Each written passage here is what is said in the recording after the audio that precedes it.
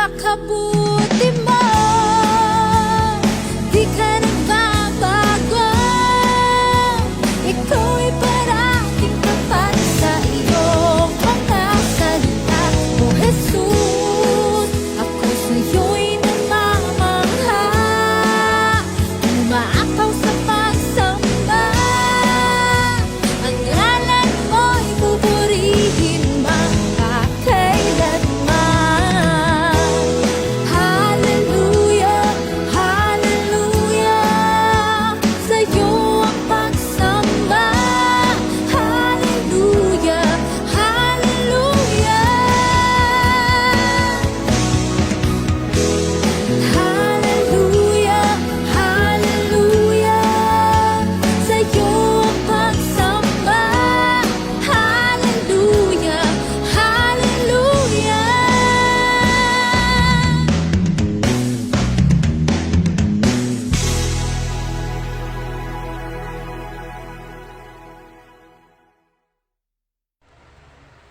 Mapagpalang araw po sa ating lahat. Sa araw nga po na ito ay muli po nating pagbubulayan ang salita po ng Diyos mula sa aklat po ng Leviticus. Purihin po ang Panginoon. Hilingin natin ang pagsama ng banal na Espiritu ng Diyos. Patulong po tayo na maintindihan at maunawaan ang kanyang mga salita sa araw po na ito. Tayo po ay manalangin. Pinupuri ka po namin, Panginoon, sinasamba at pinapasalamatan sa araw po na ito. Salamat po sa iyong biyaya at kahabagan sa aming buhay. Maraming salamat din po sa patuluyang pagbibigay po sa amin ng pagkakataon na mapag-aralan ang iyong mga salita, Panginoon. Kami po ay patuloy ang lumalapit sa inyong banal na harapan. Humingi po kami ng tawad sa lahat po ng aming mga pagkukulang at mga pagkakasalang nagawa sa iyo, Panginoon. Pakalinisin mo nga po kami, O Diyos. Pagingdapatin mo po ang aming buhay sa aming paglapit sa iyo sa araw po na ito, Panginoon. Maraming salamat po sa kahabagan niyo po sa aming mga buhay. Ama, tuluyan po namin hinihiling ang pagsama po ng iyong banal na Espiritu sa buhay po ng bawat isa sa amin. Tulungan mo po kami na maunawaan at maintindihan po namin ang mensahe mo po sa amin sa araw po na ito. Bigyan mo po kami ng kaalaman at patuloyan pong na gabayan mo po ang bawat sa amin habang pinagbubulayan po namin ang iyong mga salita, Panginoon. Nawa po, matutunan namin yung mga aral ayon sa mga talata na aming mapapagbulayan sa araw po na ito. Maraming salamat po. Patuloyan mo kaming samahan, Panginoon. At palagi, nais po namin na ikaw po ay maitaas, mapapulihan at maparangalan sa aming mga buhay. Purihin ka po, Panginoon. Sambahin ka po at pasalamatan ka sa pangalan po ng aming Panginoong Jesus. Ito po ang aming panalangin. Amen. Amen. Purihin po ang Panginoon. Basahin po natin ang salita po ng Diyos. Ngayon nga po ay nasa chapter 19 po tayo ng Leviticus. Ang pamagat po ng ating pag-aaralan ay patungkol po sa mga tuntunin tungkol sa kabanalan at katarungan. Sabi po sa verse 1, sinabi ni Yahweh kay Moises, sabihin mo sa buong kapulungan ng Israel, magpakabanal kayo sapagkat akong si Yahweh ay banal. Igalang ninyo ang inyong mga magulang. Ipangilin ninyo ang mga araw ng pamamahinga. Ako si Yahweh, ang inyong Diyos. Huwag kayong maglilingkod sa mga Diyos-Diyusan, ni gagawa ng mga imahen, upang iyan ay sambahin. Ako si Yahweh, ang iyong Diyos. Kung maghahandog kayo sa akin ng haing pangkapayapaan, gawin ninyo iyon ayon sa mga tuntuning ibinigay ko upang maging karapat-dapat sa akin. Dapat ninyong kanin iyon sa araw na yaon o kinabukasan. Kung may matira ay susunugin ito. Kung iyon ay kakainin sa ikatlong araw, hindi na magiging karapat-dapat ang inyong handog. Magkakasala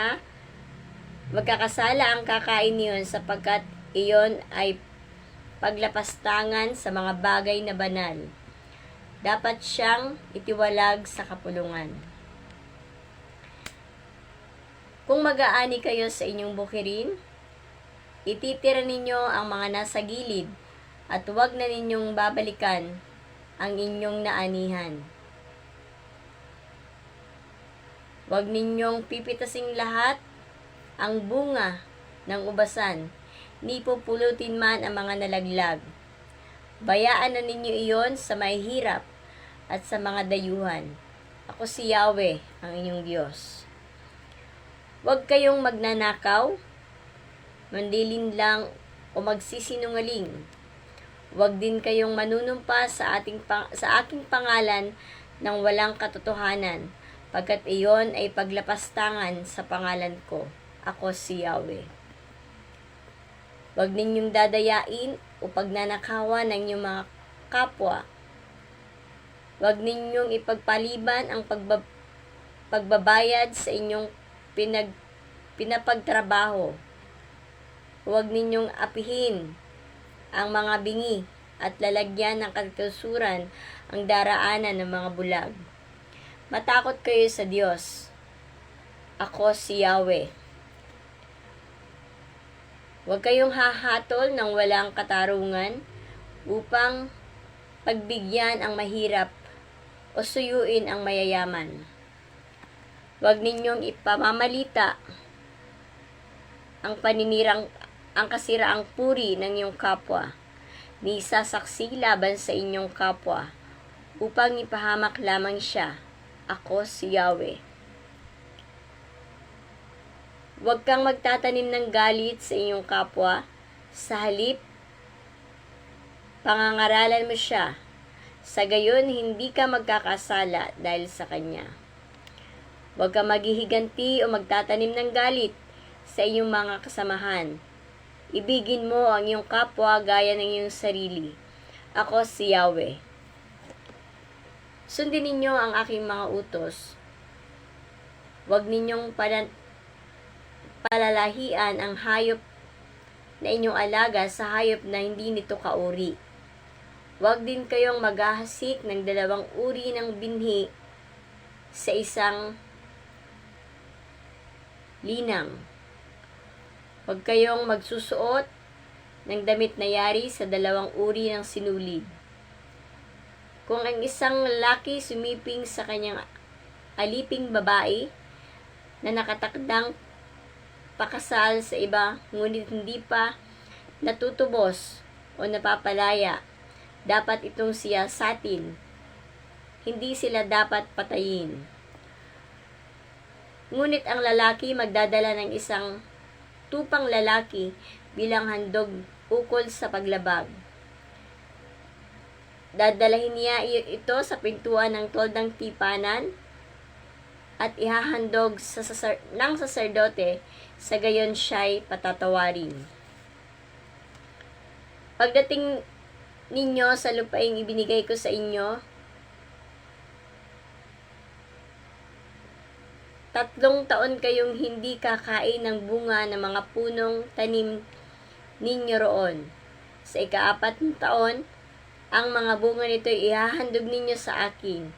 Sa ika-5 taon, makakain na ninyo ang mga bunga niyon. At ang mga ito'y mamumunga ng sagana. Ako si Yahweh, ang iyong Diyos. Huwag kayong kakain ng anumang karneng may dugo Huwag ninyong paiiralin ang panghuhula o panggagaway upang huwag kayong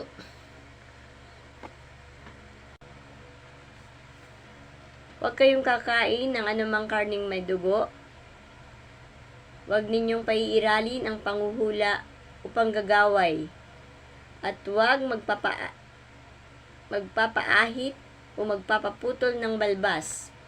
Huwag kayong maghihiwa sa katawan dahil sa isang namatay, ni maglalagay ng tato. Ako si Yahweh. Huwag ninyong ibubunsod sa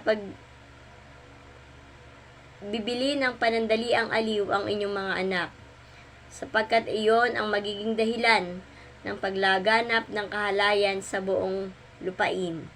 Sundin ninyo ang aking mga utos tungkol sa mga araw ng pamamahinga. At igalang ninyo ang aking tahanan. Ako si Yahweh. Huwag kayong sasangguni sa mga manghuhula o sa mga tumatawag sa mga espiritu ng mga namatay. Kayo'y ituturing na marumi kapag sumangguni kayo sa kanila. Ako si Yahweh, ang iyong Diyos.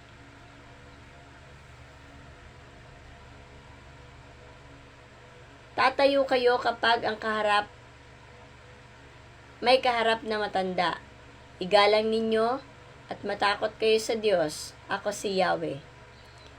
Huwag ninyong aapihin ng mga nakipamayan sa inyo. Ibigin ninyo sila at ituring na kapatid.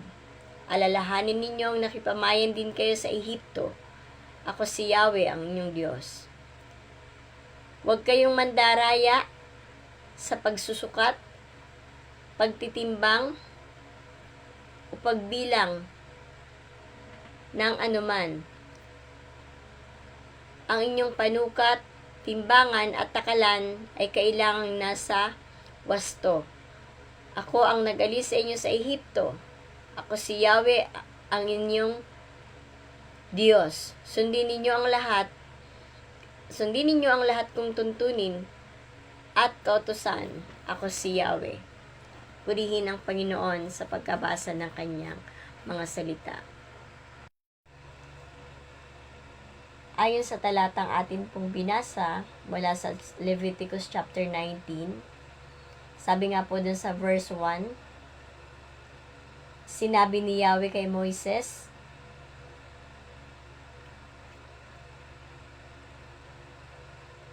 sabihin mo sa buong sambahayan ng Israel, magpakabanal kayo sapagkat akong si Yahweh na iyong Diyos ay banal. So nais po ng Panginoon na tayo po ay mamuhay ng may kabanalan. Amen po. At sa pamumuhay po ng may kabanalan, ito po ay hindi lamang nangungusap sa mga bagay na patungkol sa pananalangin, sa pagbabasa ng Biblia, sa pagdalo sa mga gawain o pakikipag-fellowship, kundi ito po yung pamumuhay ng isang banal na buhay ayon sa kalooban ng Panginoon. Ito yung buhay na nais ng Diyos na taglayin po natin.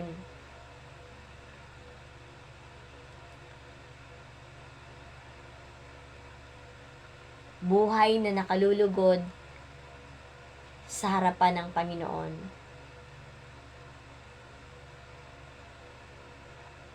Ang ilan pa po sa mga mahalagang mensahe mula sa Leviticus chapter 19. Una po, yung pamumuhay ng may kabanalan. So, inutusan po ng Diyos ang mga Israelita na maging banal. Dahil ang Diyos ay banal. Sa ating panahon ngayon, tayo man ay dapat magpakabanal sapagkat ang Diyos na tumawag po sa atin ay banal. Amen po. Hindi lang po ito nangungusap. Ang salita ng Diyos ay hindi lang po nangungusap sa mga Israelita, kundi maging sa atin kapanahunan ngayon. dapat tayo po ay namumuhay ng may kabanalan sa harapan po ng ating Panginoon. Amen? Isa pa po, binanggit din po dun sa talata po na ating binasa ay sabi po doon, ibigin mo ang inyong kapwa. Dapat po natin mahalin ang ating kapwa gaya ng pagmamahal natin sa ating sarili. Dahil ito po ang kalooban ng Panginoon. Diba sabi nga po, huwag mong gagawin sa inyong kapwa ang ayaw mong gawin sa iyo. O kaya, gawin mo sa inyong kapwa ang gusto mong gawin din sa iyo. So, saan po ba tayo doon? So, syempre po, alam naman po natin na hindi tayo gagawa ng hindi maganda sa ating kapwa. Dahil katulad po ng sa ating sarili, hindi rin po tayo papayag na may gawin tayong hindi maganda sa ating sarili. Tama po ba? Dahil mahal po natin ang ating sarili. So kung mahal natin ang ating sarili, sabi ng Panginoon, mahalin din po natin ang ating kapwa. Gaya po ng pagmamahal natin sa ating mga sarili. Amen? Isa pa po, sabi po doon, huwag tayong mapuot.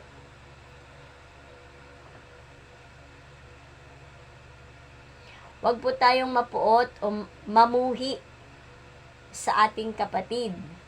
Huwag hayaang mamahay ang galit sa ating puso. Sa halip ay makipagkasundo tayo sa ating kapwa. Amen po? So, wag po natin paghariin ang galit sa ating puso. Mas masarap pong mabuhay na walang kagalit. Amen? At yun po yung nais ng Panginoon na gawin po natin kapag wag po nating pamahayin yung galit sa ating puso. Mahalin po natin yung ating kapwa at wag po tayong mapuot sa ating kapwa. Isa pa po, sabi po dito, maging makatarungan. Ayan, so hindi po tayo dapat nagtatangi ng tao. Na iba ang pakikitungo sa mahirap at iba din ang pakikitungo sa mga mayayaman. Sa halip po, ay dapat po natin ituring ang ating kapwa ng patas. Amen? So, dapat pantay po yung ating pagtingin. Mahirap man yan o mayaman man yung kaharap mo, dapat parehas lang po yung pagtrato po natin sa isa't isa. Amen po ba? Ayan. Next po, wag magnanakaw at wag magsinungaling sa isa't isa. Ayan. Sabi nga po, wag manumpa ng kasinungalingan. Hindi tayo dapat manumpa ng kasinungalingan sa pangalan ng Diyos. Isa itong nakakatakot na bagay na gagamitin mo pa ang pangalan ng Diyos kahit na alam mo sa sarili mong nagsisinungaling ka o di ka nagsasabi ng totoo. Napakadelikado po ang bagay po na ito. Yung manunumpa po tayo at gagamitin pa po natin yung pangalan ng Diyos na wala naman pong katotohanan ang ating sasabihin. So, yan po ay napakalaking kasinungalingan sa harapan po ng Panginoon. Amen? Sabi po dito, huwag mong pagmalupitan ang may kapansanan. Hindi mo dapat pagmalupitan ang bulag o bingi o sino mang may kapansanan. Ibig sabihin po, wag po natin gagawan ng hindi tama yung ating kapwa, lalo na po yung may mga kapansanan.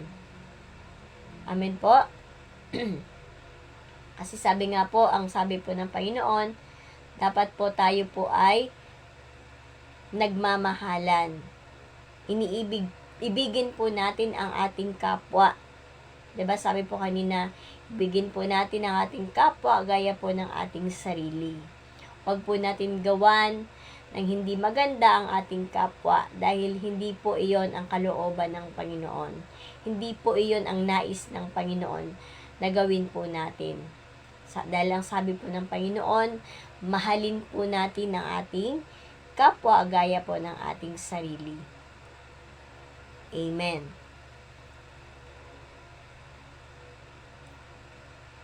Next po, sabi po dito, huwag baluktutin ang hustisya. Sabi nga po, makatakas ka man po sa kasalanan mo sa tao, pero hindi mo matatakasan ang justice ng Panginoon. Amen po. Dahil balubaluktutin mo man ang hustisya. So, na kikita natin yan sa panahon natin ngayon. Maraming ganyang pangyayari. Ano po? Na kahit na mali na, lalo na pag maraming pera, nagagawa nilang tama yung mali. Nababaliktad po yung story. Pero, gayon pa man po, sa harapan ng Panginoon, hindi po natin pwedeng baluktutin ang mali. Ang mali ay mali sa harapan ng Panginoon. At ang Diyos lang po yung may kakayanang humatol sa gumagawa ng mali at sa gumagawa po ng tama. So kung sa tao, kayang baluktutin ng tao ang hustisya, sabi nga po, makatakas ka man sa kasalanan mo sa tao, pero hindi ka makakaligtas sa hatol ng Diyos. Amen po. Sabi pa nga po dito, huwag pagsamantalahan ang mga dayuhan. Huwag mong tratuhin ang mga dayo tulad ng mga katutubo at mahalin sila tulad ng pagmamahal mo sa inyong sarili. Amen. So, dahil po ang mga dayuhan ay kapwa din po natin yan. Dapat po natin silang tratuhin ng tama. Katulad po ng pagtrato po natin sa ating mga kababayan, sa ating mga kabarangay. Yan. Dahil kahit sila ay dayo, so dapat itrato pa rin po natin sila. Dahil sila po ay ating kapwa. Diba? Sabi po ng Panginoon, ibigin po natin ang ating kapwa.